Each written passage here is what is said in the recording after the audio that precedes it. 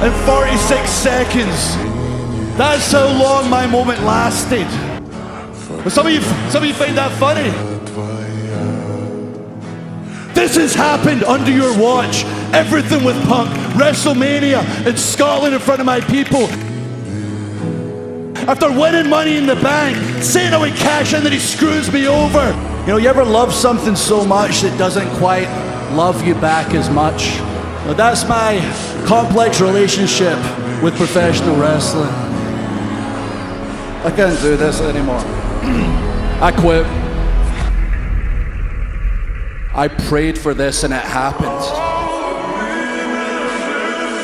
I was the chosen one 15 years ago. Then I got fired. Then I had to work my ass off.